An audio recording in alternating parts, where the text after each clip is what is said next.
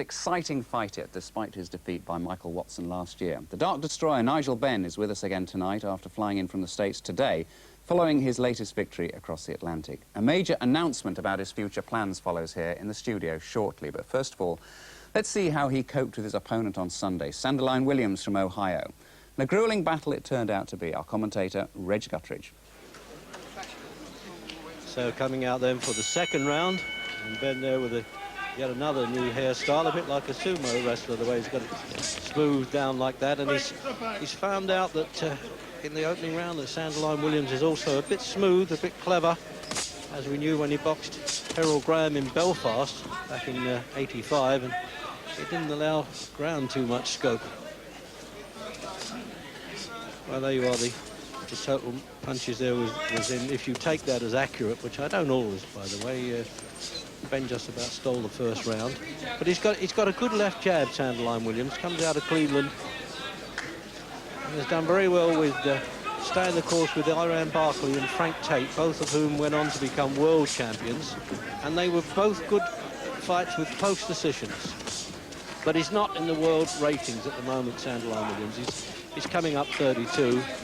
And Ben, in fact, is in all three versions, but that way he got tagged with a left hook as he walked in there, and he's trying to finish it off now, Sanderline Williams. He's got to duck and dive well here, Ben. It's the sort of trouble that he had with Michael Watson, but he's also dangerous when he's hurt like that. He's like a wounded lion in a way, the way he'll spring back. He did it with Anthony Logan in London. But there's certainly a lapse there by Ben. He's just tagged with a left hook. And he's not known as the best of, hardest of hitters anyway, Williams, but he certainly hits hard enough to claim attention. Midway through the second, scheduled for 10. Now, this is the ring where Lloyd Honeyghan first won his world championship at Caesars on the boardwalk at Atlantic City. And it's the third fight in the States, of course, now for Ben. This is his learning routine there on the way to, he hopes, get a world title challenge, but it's still a way off if we judge by this one.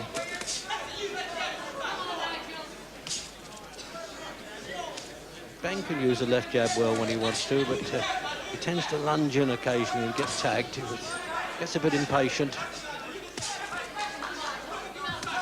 But this fella's never been on the deck.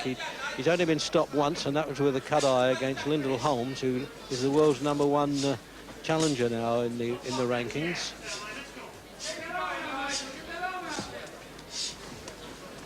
Well, he's recovered from that bit of a shock, I thought there. They'll give this round to Williams anyway now, the judges. All local, New Jersey. He's trying to make up for it a bit here, Ben.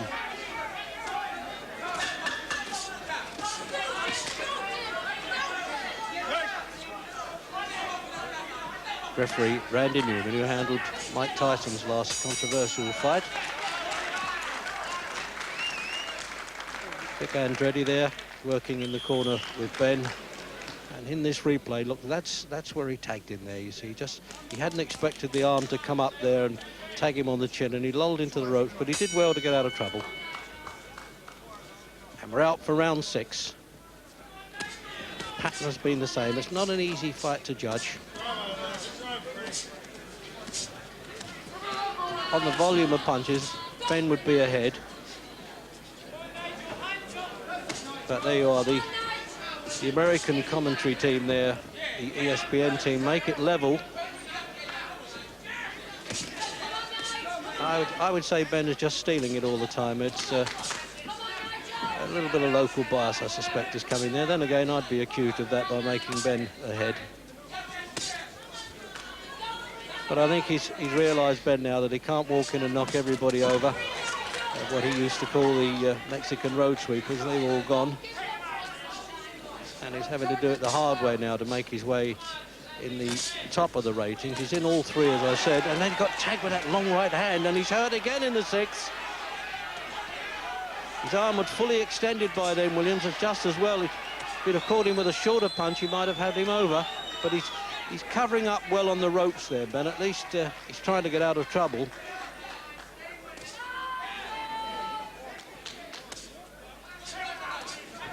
sticking to the jab there, obviously with corner orders. Lead with the left before you do anything else. Pave the way in with that.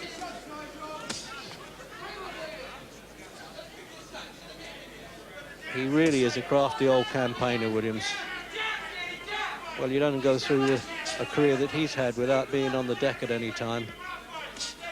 So it wasn't maybe the smartest of matches to take for Ben, who was originally due to fight Michael Olajude, who is a top-ranked fighter, and that would obviously have been a tough fight for him. But this is an awkward and durable opponent.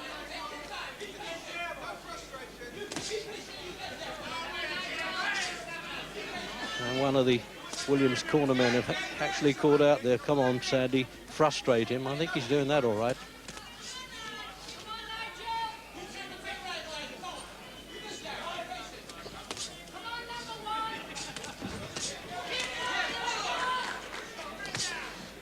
Sticking to the left-hand jab, and he's been a bit unsuccessful with the round arm swings early on.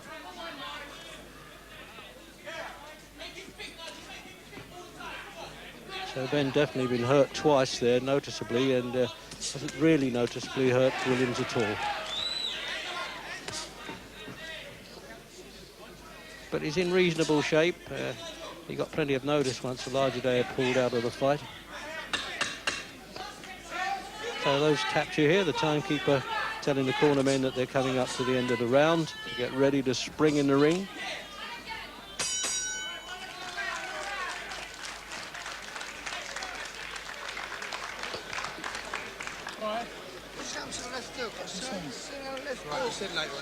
So there is that long right hand came in there. You see it just extended fully before it got to his chin, which is just as well for Ben.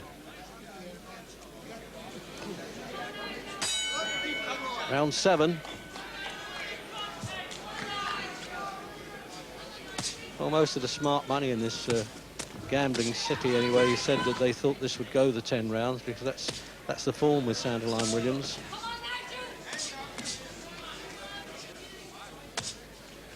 He's already had one distance fight in America, Jorge Amparo, man.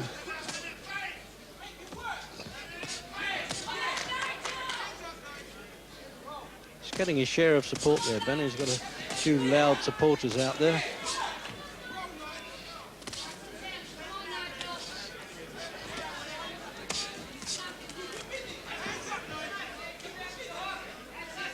It's been an easy fight for referee Randy Newman. He hasn't had any problem with them.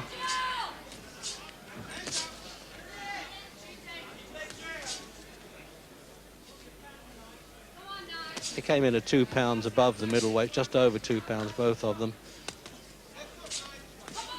162 and a half and 162 and a quarter for Ben.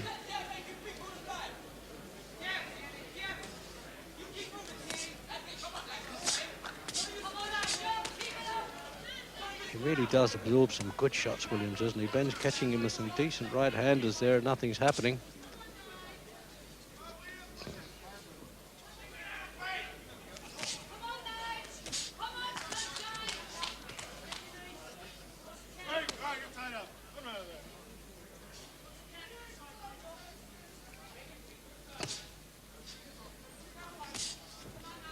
So obviously, Ben tried to prove that he can box a bit as well as plunge in the way he does, and has caused really big upsets in one round when nobody really expected him as quickly as that.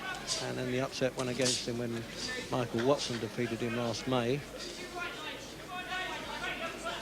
So a minute to go in this round.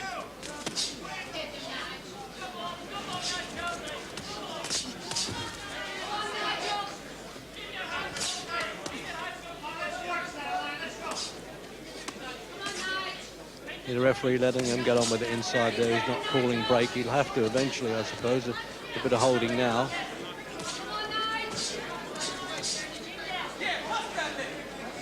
It's a bit useful at the inside game, actually. I'm surprised he hasn't tried that a bit more, but to try and belt the body to bring the hands down, but I don't think that'll make much difference, because it's the strong chin that Williams campaigns so well.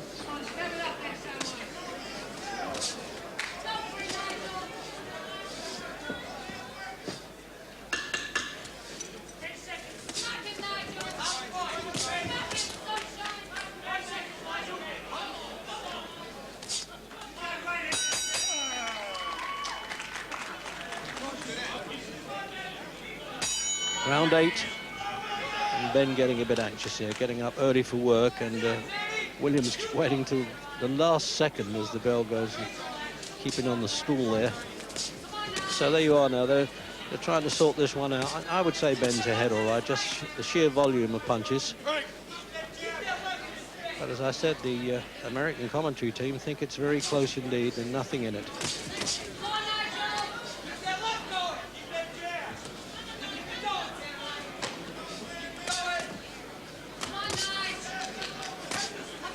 Oh, there it is. They made it even again, the commentary team there. It just shows you how you can view a contest differently.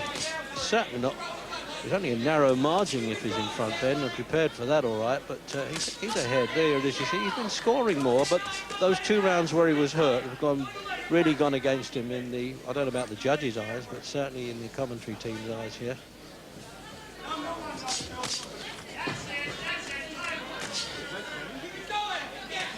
Got a good reach, Williams. Ben feels those left hands jabbing into him every so often, like that, and that.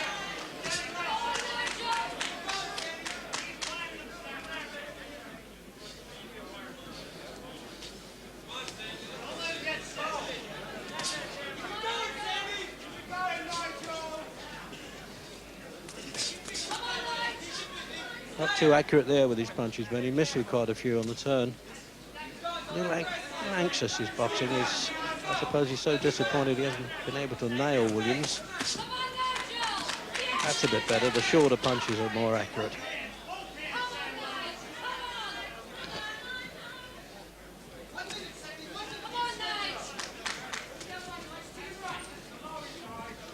He's a little lazy, Sanderline Williams. That's why I don't think he could be ahead. He doesn't do enough. He does it all in spasms.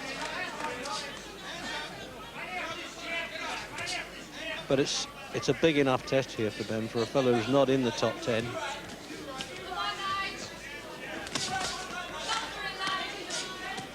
In fact, if you look on a record, you'd say, well, what's he doing in the ring with Ben, really? Because he's lost 5 of his last 7 at Sanderline, but I emphasise they've all been against top opposition.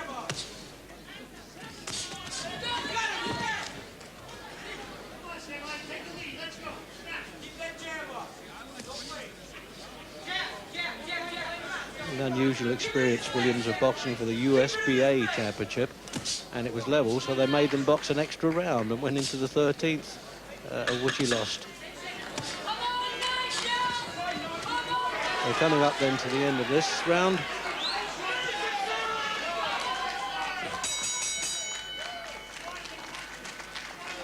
Look at that replay again now, really close up camera there catching this. He just missed, he well missed. He nearly put the lights out with that one, Ben. Round 9, and it does look set now, doesn't it, to go the 10-round course as the fight traders predicted. And if the judges happen to be sitting on the fence at all, they might be looking for one or the other here to do something and get in control a little bit, so they can give a good decision. Oh, that's a little bit flashy. I thought that was Ben's game. See, they on the punch profile there, where they try to register each punch, they've got Williams ahead there with 45%. But really, it's the quality of punch that matters. It's I've never been much of a believer in that sort of scoring, because some of them are inside of the glove, others are not very effective.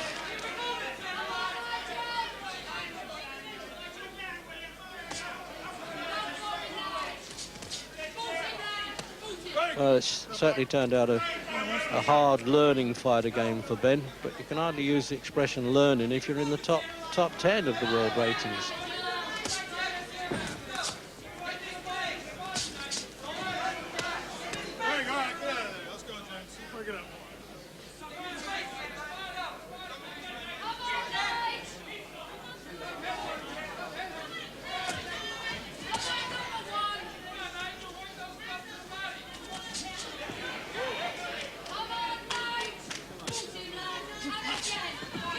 Definitely a better punch rate from Ben. That's why I think the judges will side with him at the finish, but you never know.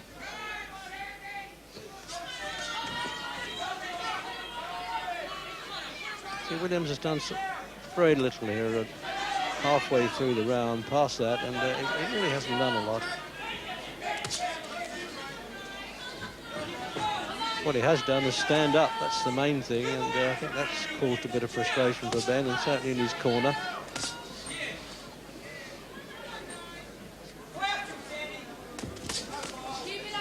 And a minute in this round then we've got. And more action in this round from Ben. He's certainly in good shape. And if points for defence mean anything in American rings, which I sometimes wonder, he'll get him for that all right. He slips well. Not all the time, as you've seen.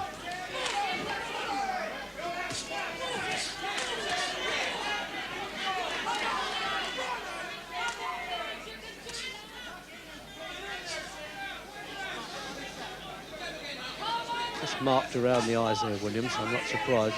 It's in its own way. There's been one or two rough patches.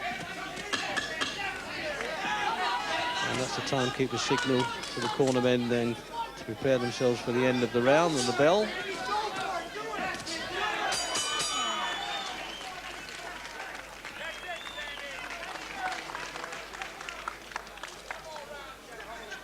Well, the old warrior seems to be satisfied with his work. So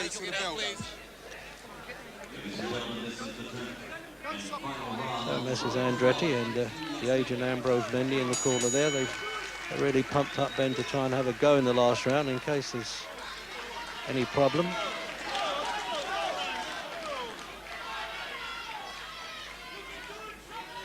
So the final round then.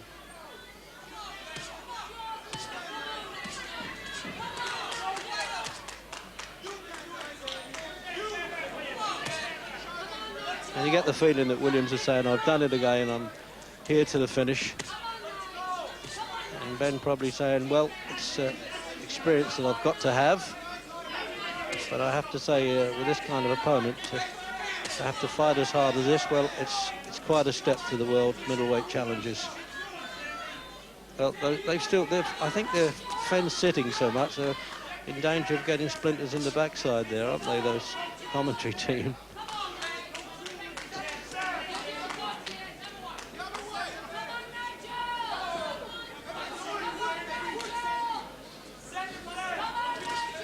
Well, there are those shouts from the Ben supporter there in this showroom of the Caesars Palace. And he's doing the right thing, Ben, now, really keeping the pressure up to the end just to make sure the judges are not also fence-sitting like the commentary.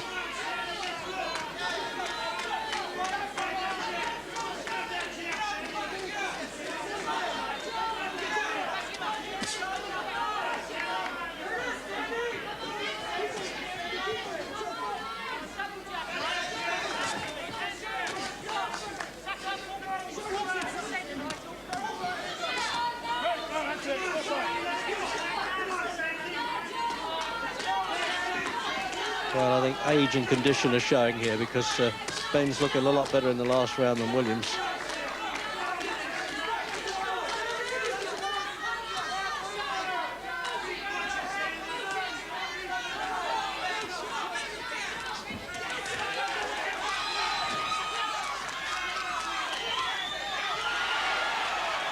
Well, there it is, trying to put in the heavy finish. And once again, Ben pinned on those ropes, but uses them well. A little dangerous at times, but he's able to duck and dive well. And Williams doesn't really keep up the attacks. That's the problem with him now.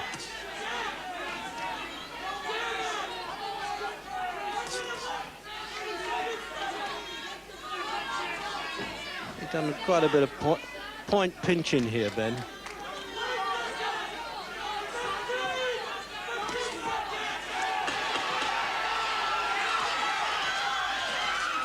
And it's a good finish then as we get the countdown to the end of the fight. And the collection of the cards by three judges. And Williams saying, well, I wasn't on the deck yet again. And Ben assuming that he's won. And Sanderline Williams gets a little consolation, as it were, there from Ambrose Mendy. We have a split decision. Well, there it is, split. Scores 96, 94, he has it for William. Frank J. Carlo scores it, 97-93 for Ben, and Alvito scores it, 98-92 for the winner on a split decision from London, England, Nigel Benn. Well, he doesn't look too pleased with that, but I think Ben deserved it, although 98-92 was a little flattering. But nonetheless, it's another win. Well, Nigel, it's the first time you saw that. It's a bit tight, wasn't it? Yeah, it was very tight, but I thought I won it by at least 3 rounds, clearly. But I don't know what you can expect with judges nowadays. Some reports have been quite critical of you. Well, Saying you've still got a lot to learn. You still, Well, you know. I have got a lot to learn, but this guy is very tricky. He's been in with, like, Aaron Barkley, Michael Nunn, Frank Tate, Harold Graham. He's never been on the floor, and he's a very... He makes anybody look so ordinary, and he did that tonight. And it's something like, when I knock everybody out, everyone's going to say, well, when you're going to go 10 rounds in this, you know, what are you going to be like? I just, you know, done 10 hard rounds, and I've done it comfortably. Well, let's see what's happening in the future now, because your manager, Ambrose Mendy, is here. Ambrose, what is next for Nigel Benn? Well, I'm pleased to tell you, and I'm pleased to announce our midweek sports special, that yesterday we had a meeting with Bob Arum, and we reached agreement to challenge Roberto Duran for the WBC middleweight title here in London, probably at the end of April or the beginning of May. The fight will be promoted jointly by Bob Arum's Top Rank and Barry Hearn's here in England. So, you know, we've climbed the mountain, and no problems about Duran himself? No problems at all. I had a meeting today with the British Boxing Board of Control. Here he is, of course, against Aaron Barkley for the middleweight title. And they cleared up 1 or 2 points, and what it simply is that they were anxious that Nigel was not stepping over Harold Graham, who's ranked above him, and as long as it's a voluntary defence, and as long as Roberto Duran can meet the laid-down criteria by the Boxing Board's medical officers, then there's no problems at all. The fight goes on. Great. Ambrose Mendy, thanks very much. Nigel, you must be delighted, briefly, in a word. Well, I'm very delighted now I can bring back the world title back to Britain. Well, let's hope you do. Gentlemen both, thanks very much. That's all for tonight. We're boxing again next week on midweek, as well as football with 4 Littlewoods Cup semi-final places up for grabs with Billy Hardy of Sunderland.